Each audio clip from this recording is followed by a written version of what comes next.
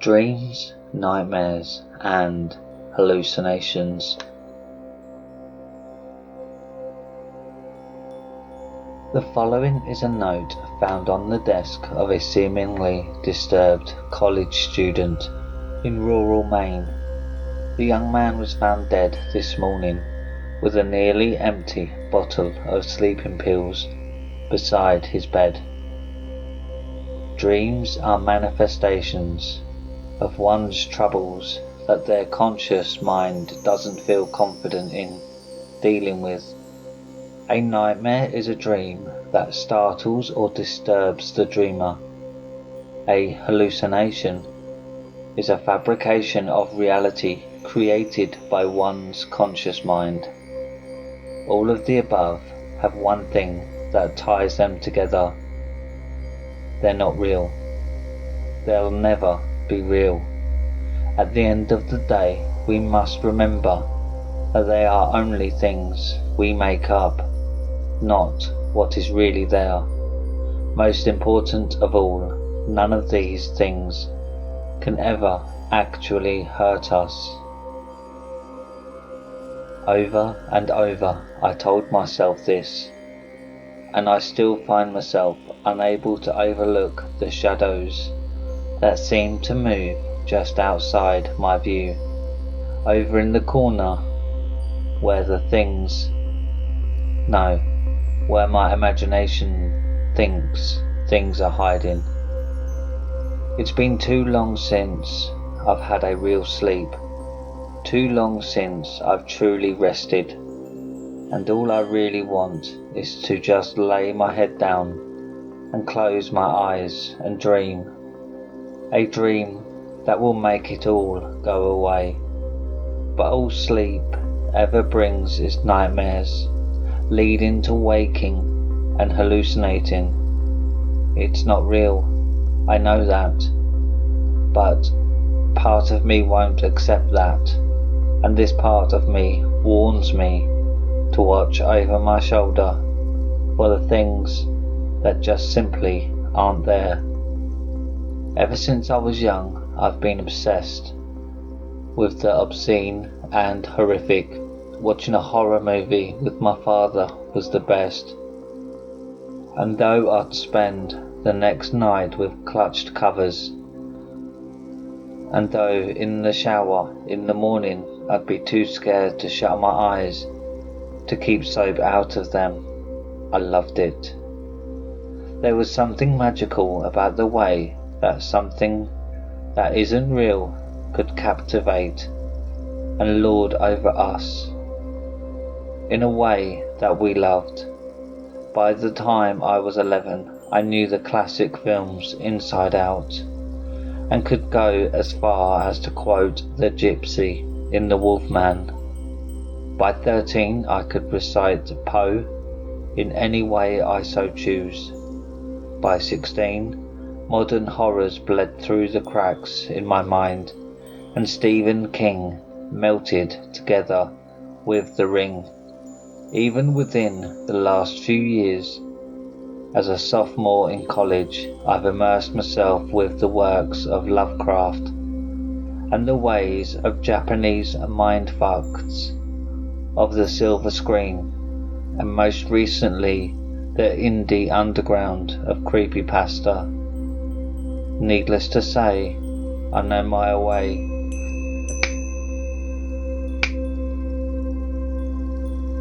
Needless to say, I know my way around a bloody machete and am familiar with objects of cursed kind. It should also be apparent that I suffer from nightmares. I've always had a hard time sleeping because of them, even before I knew what horror really was. Back then it was a simple, more shocking and slightly disturbing stuff, like for example Rosie O'Donnell as a fortune teller with spiraling purple and green behind her. Yes, I know, not that terrifying, but still, it is the first nightmare I remember, and still kind of creeps me out for some reason. Eventually it grew to an amorphous blob from a swamp, with an old man's face absorbing everyone.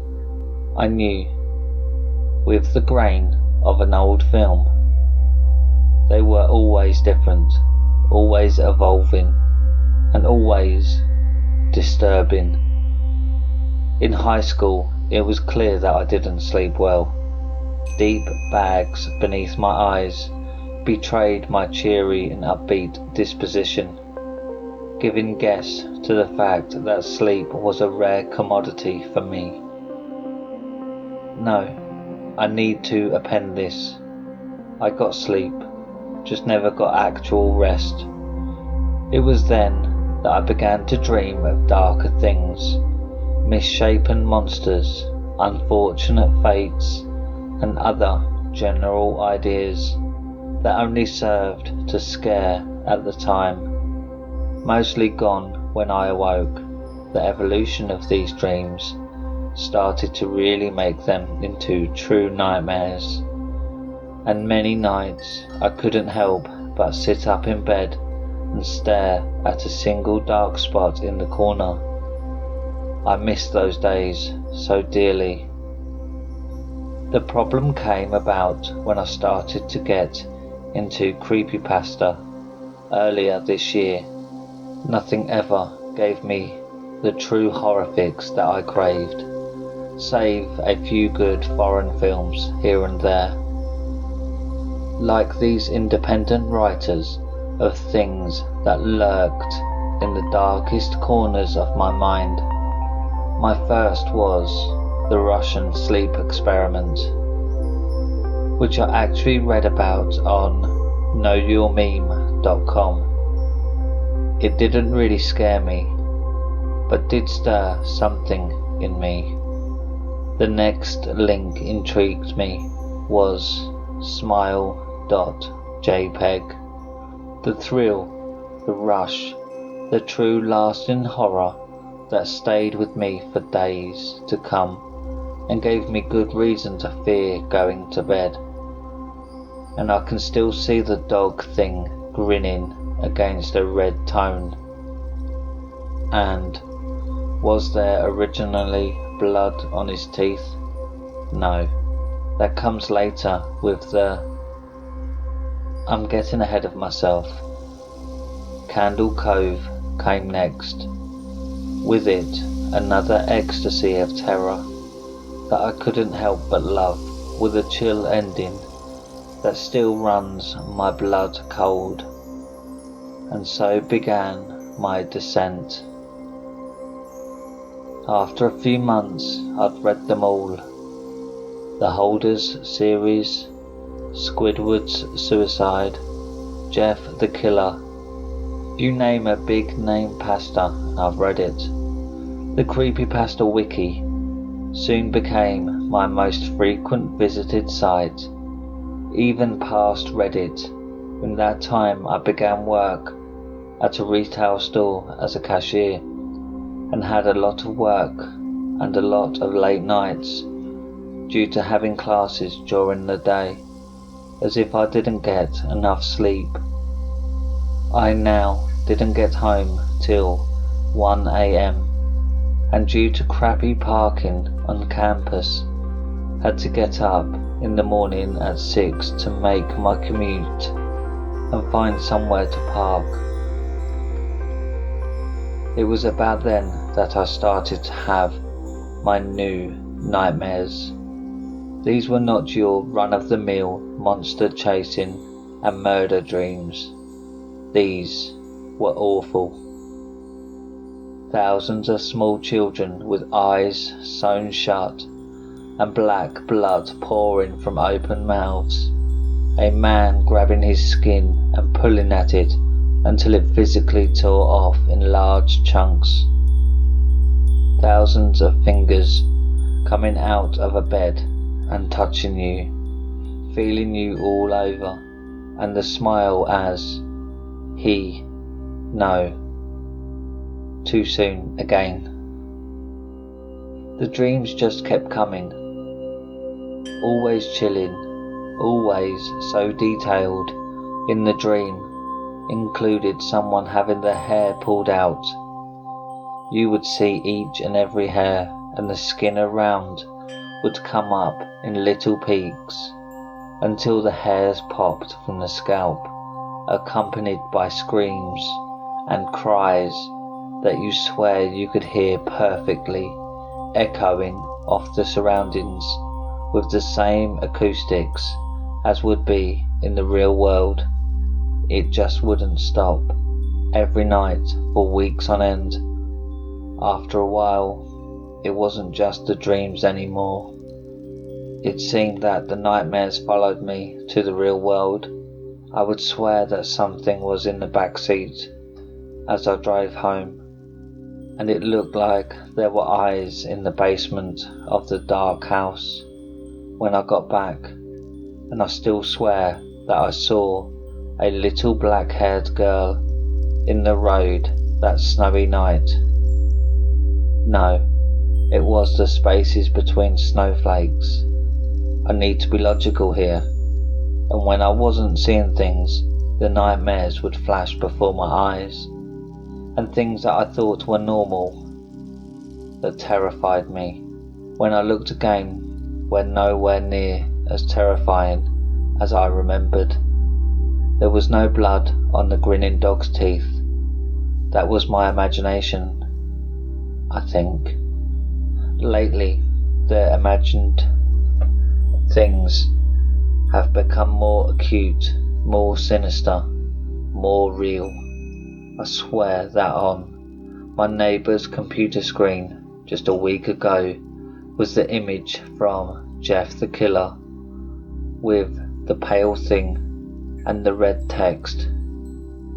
No, that was a story, fiction, fake. The dreams now have this thing in them, this tall, leather-skinned thing. He has wide, rust-coloured eyes with thin slits, a bloody smile. That's where the smile came from, that breaks his face into two clear sections. Wiry black hairs shroud all other features of his overall head and face. His body seemed like 7 feet of leather wrapped over a skeleton, with the finger and toe bones piercing through the leather wrapping, and those are the fingers he uses to beckon me with. There is a piano being disconsolately slammed on somewhere, and all else is mute. I walk to him, entranced by him. As he holds out a scalpel, I take it from him, and he nudges me to a table with a woman strapped to it. Do I know her? Do I really care? She looks familiar, but I can't quite make out who. It doesn't matter. He smiles wider somehow, and I feel compelled to stab into her. Her mouth opens with a scream that has no sound. The piano keeps sounding off. I pull hard down from her chest to her navel with the blade, and she screams silently, her mouth moving as if speaking, her eyes pleading. I take out the blade and drive it back into her, and rip across her stomach from left to right. She is still crying out in silence. There should have been noise. Why wasn't there noise? I picked back up the scalpel and looked in her eyes. I hated those sad, doe-like eyes. They blamed me, accused me. They had to go. The dreams about him were always that bad. They always are that bad. Some are worse, but none are better. I'm not a bad person. I'm no murderer. I hate suffering and pain in the world. Why am I doing these things in my dreams? Why am I still having these god-awful dreams? What sin have I committed? The only way that I can have lighter dreams anymore is if I read horrifying things or watch terrifying films, because then at least I'll have nightmares about that, not about this. I swear the shadows are moving in the corner, and I swear that there are things watching me late at night. But I know it's not true. It can't be. I feel like it is all one big nightmare that I can't wake from. Dreams, nightmares, and hallucinations are all the fabrication of a mind under stress. They aren't real and they can't hurt you. Why can't I believe this as much as I know it is factually true?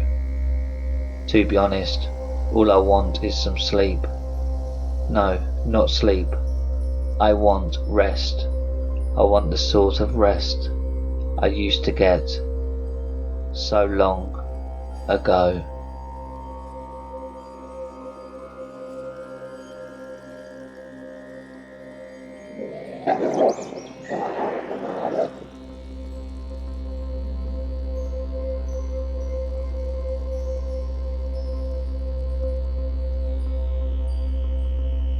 House of Voices. Hi, my name's Jacob. I live in Norway in a pretty small town, and I work in an orphanage not too far from here. Prior to being an orphanage, it was a hospital during the war, and other than that, I don't really know much about it. The hospital was renovated immediately after the war. I don't know why it was so sudden, because there was a lot of profit to be made. But I digress. It became an orphanage. During the latter renovation stages, I worked there to help to nannies, and I worked there for quite some time after it was changed over. I enjoyed it there, but it took some time for me to realise that not all was right in the orphanage. The place was owned by a wealthy Norwegian businessman and was run primarily by his wife, but it was full of nuns who acted like they owned it. We all knew they didn't, but if we ever stepped out of line, they actually had power to kick us out. Anyway, I keep going off track, so let me begin with this pretty weird story. Part 1. Hired. It all started when I was hired on the 16th of February. I got a check for a fair amount of money, and I was able to come and go as I pleased. Overall, it was a great deal. On my first day, I walked around the orphanage. Most of the place had already changed over to the orphanage, but there was a large portion of the right wing and the back that was still the hospital, and there were sections that I was banned from going in. Boy, should you listen to what people tell you. I went through the left wing and down a secret hatch that I was told not to go down. It led into a large basement, and that's what I thought it was. There was an awful stench down there, cobwebs all over the place and large doors separating this area from the next. Being curious, I decided to go through the doors. As I pushed them open, I was greeted by a stink of something dead. Looking around, I couldn't put my finger on where the smell came from, but soon enough I found out, and I wish I hadn't. The walls were lined with drawers, and inside those drawers were bodies.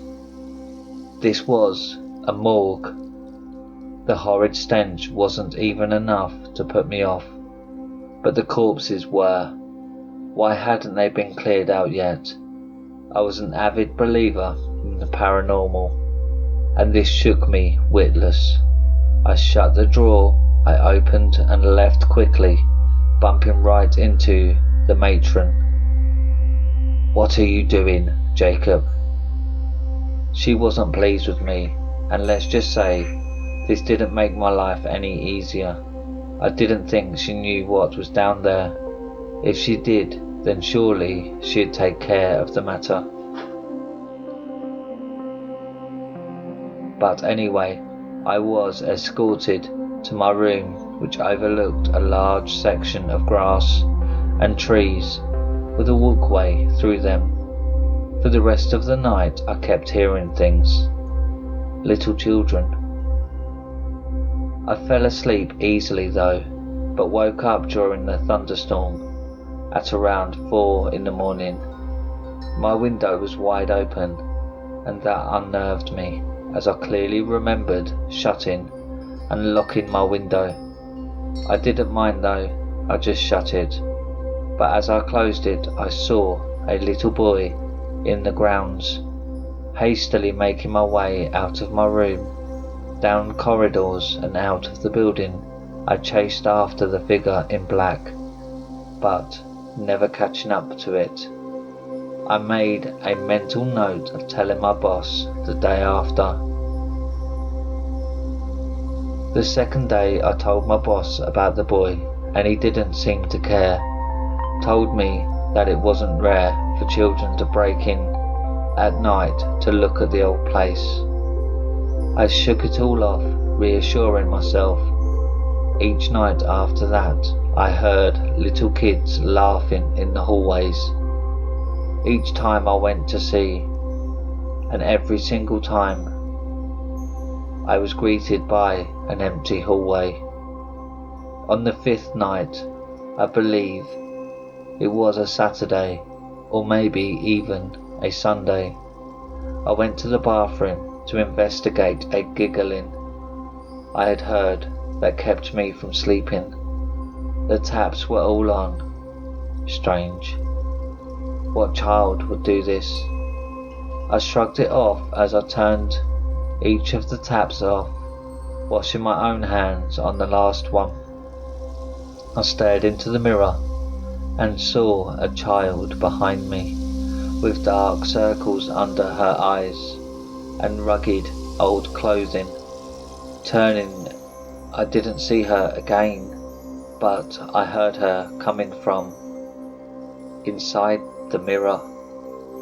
By this point I was determined to see what was behind the mirror. Due to the renovations still happening, I would probably get away with opening up the tiles and peeking inside. So I did. I didn't find anything too important, but what I did find shook me. I found a small cracked mirror and a child's doll. Beside it was a small collection of hard candy. How the fuck did it get there? Despite feeling quite unnerved, I kept looking in. The feeling inside my gut grew more and more painful by the second, as I felt someone watching me. No, not someone, something. And I knew there was more than one. By the time I found a small opening in the back of the mirror, I was close to collapsing. I made my way back to the room and fell asleep nearly instantly. Every night the voices got worse.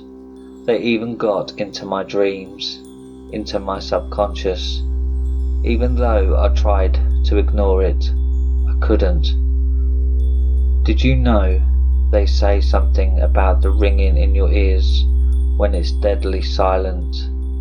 They say it's them trying to get out. And they say if you listen to them, they're free, and no amount of running can save you. Have you ever heard that?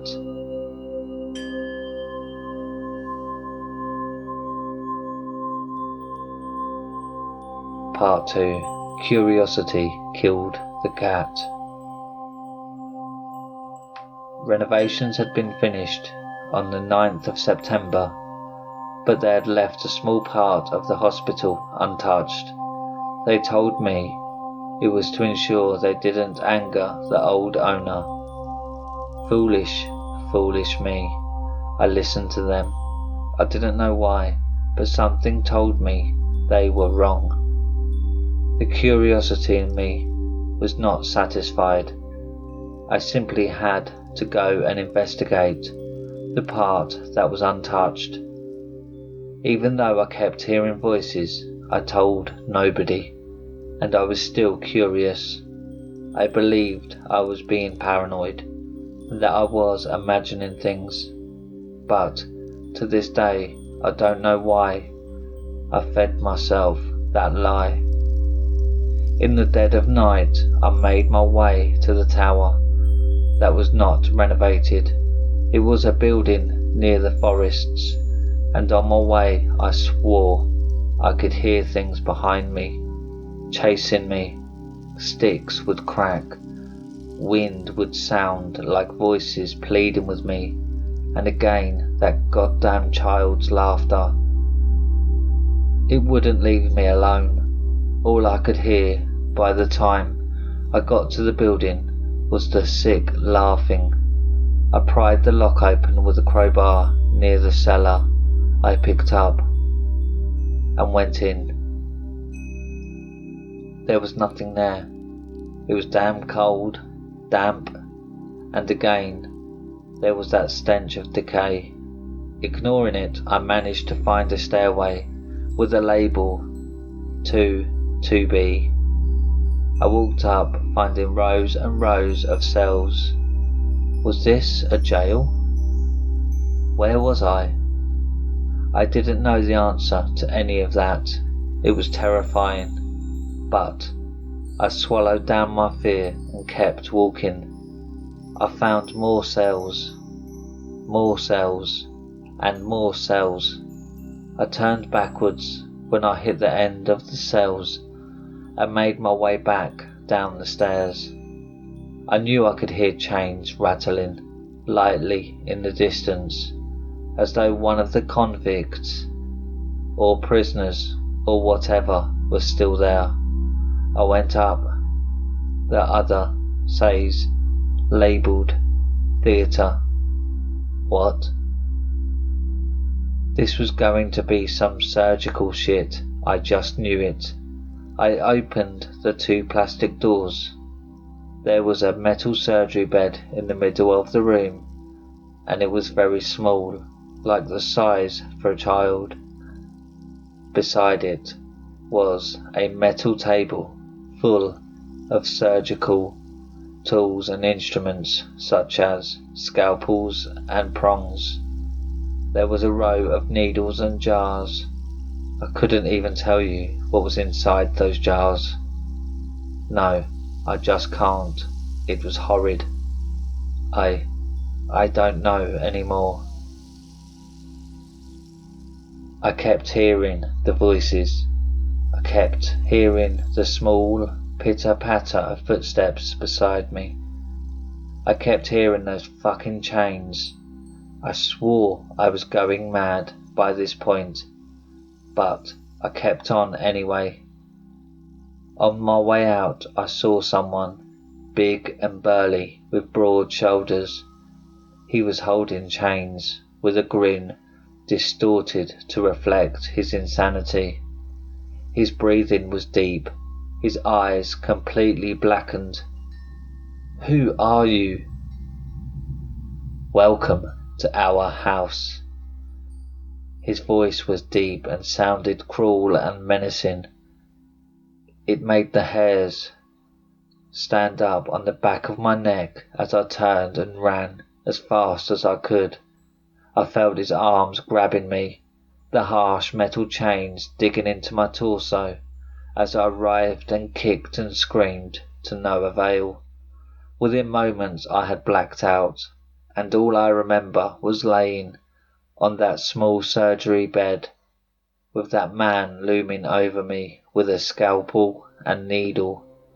Something was making me unable to move, making me drowsy.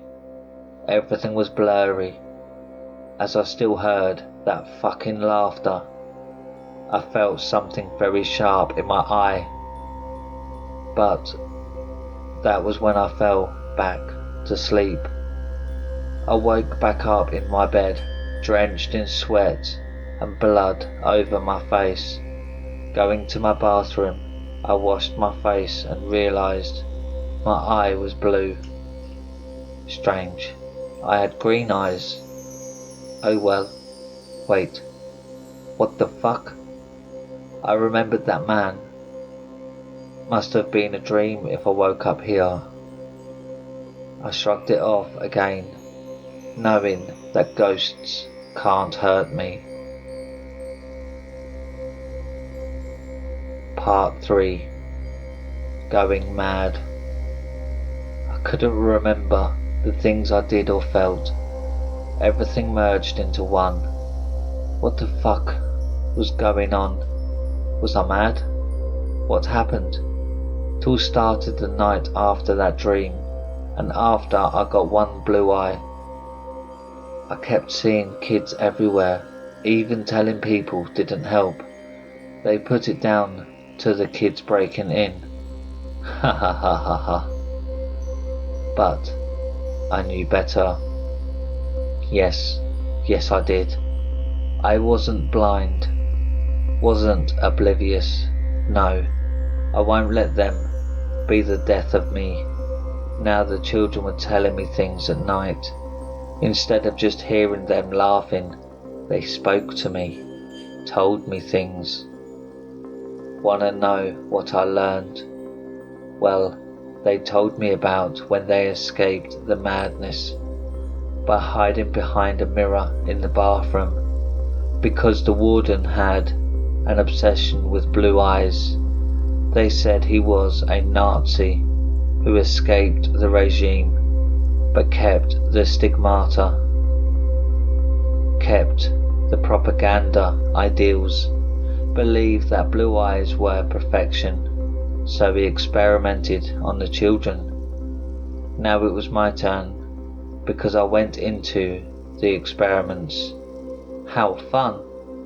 I felt like this whole game was passing me by. Oh, and the renovations were done by that point, and I was helping out with the children as they came and went. One girl reminded me of someone I knew, but didn't know, all at the same time. Her name was Amanda, and she had long blonde hair and bags under her eyes, with a scruffy dress. I liked her the most. We spoke a lot. She seemed to know me more than I knew myself. Every night I heard the voices. Are you still reading? I'm sorry. If you're still reading, you know about the kids, and you know about everything else. Well, I'm writing this right now because everything else has already happened, but this hasn't. The voices are telling me strange things. Now, I can't answer them because if I do, I have no idea what might happen. They tell me that everyone hates me because I know the fucking truth. They probably do. I know more than them. Everything they say has been a lie. The reason they kept that old part of the hospital was because the warden was there. He still had a lust for children's eyes, still had that habit, and now I'm part of this crazy shit. I don't want to be. I'm ending it. Tonight will be a red night, and I'm fucking ready to die. If you ever look into the mirror at night, be sure to look carefully. Be sure to focus on all the sounds, because maybe your house has a child too. Maybe you'll go crazy maybe you'll be like me. I hope your mirror isn't close to you. I hope you don't end up like me. I hope they aren't behind you right now, staring at you, smiling as they prepare to take over you. I hope they don't talk to you tonight, and if they do, I hope you don't let them in. I can only hope, because once you let them in, no amount of running can save you.